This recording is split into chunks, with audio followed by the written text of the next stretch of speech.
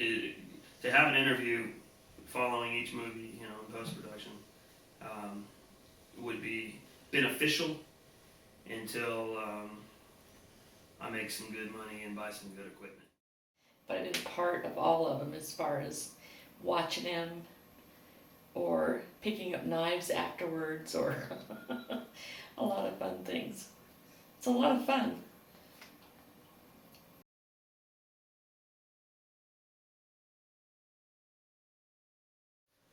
The composer Clint Mansell was the composer for Requiem for a Dream, and there were the score for the movie was actually three separate versions of the same song entitled the Summer Overture, Fall Overture, and then the Winter Overture.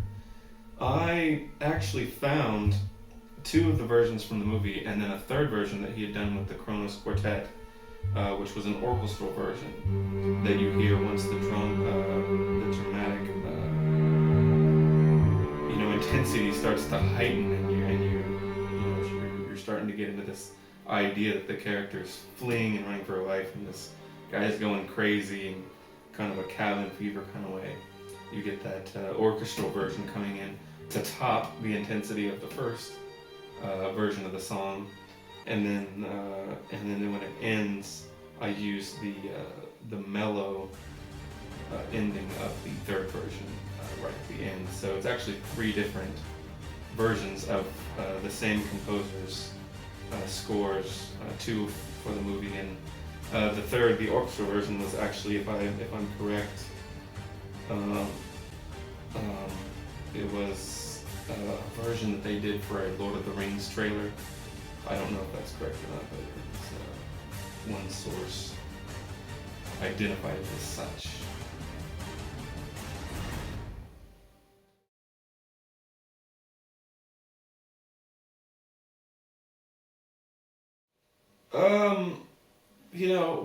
When we looked at our dailies, that's really when you're apt to have the best opinion of your individual performance, because after the movie's been made and it's been screened or premiered, you tend to allow other people's opinions to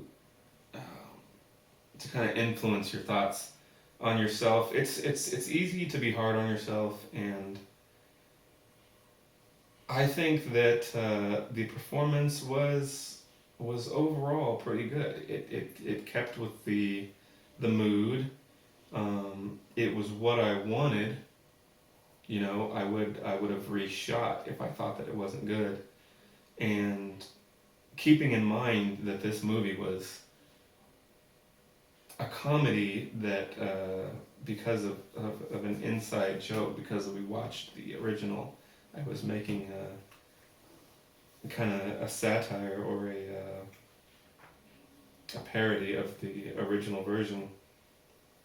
It was supposed to be a little over the top, slightly. It was supposed to be funny, even in its intense dramatic style. It was supposed to be a joke, basically. So I actually would really, I would say that let's keep it. We're not gonna reshoot these.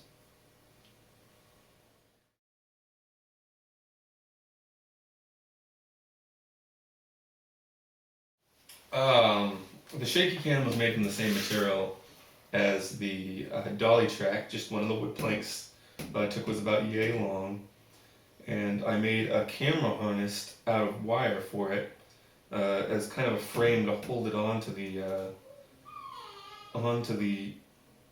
wood, and then we just used Scotch tape to actually secure it, which was very easy because it was already secured, but it was a little shaky, and a shaky cam is not exactly known. It's an ironic term, I think. And so we really attached it with wire and tape. The idea behind using the setup was that because I needed to be able to easily flip this thing in my fingers very slowly, and So it needed to be light, it needed to be thin and movable. I needed to be able to manipulate it very, very easily as I was trying to walk smoothly. So I think it worked pretty well for that. If I ever have to do a shot like that again, I will probably put it on a crank and walk beside it like this and do it like that, because when I did this, I had difficulty lining up the very end of the shot because I was no longer looking at the LCD screen. And consequently, when you watch the film, the her face, which I wanted in the middle of the frame, actually goes out of frame a little bit. So.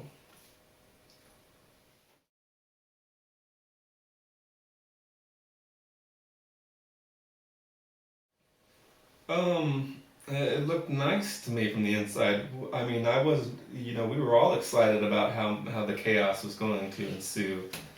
And I might have got a little bit too excited about it because I was trying to watch it. So I was standing right in front of the door with the camera right in front of the door, which was where it needed to be. And on the first hit, you just saw the pit basically come through.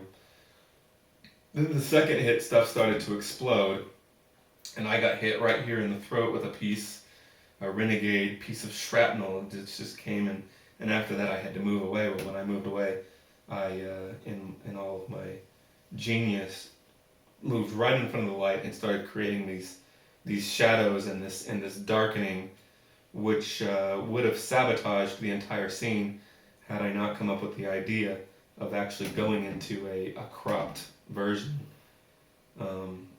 which then turned those shadows into a very neat effect when coupled with the high speed animation of the shot.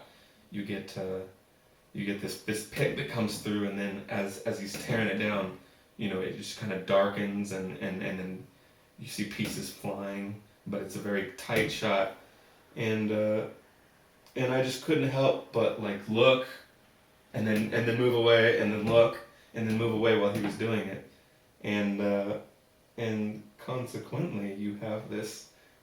I'm doing it right in front of the light, so you have this shadow that was horrible, but I was able to come out on top in the editing on that one.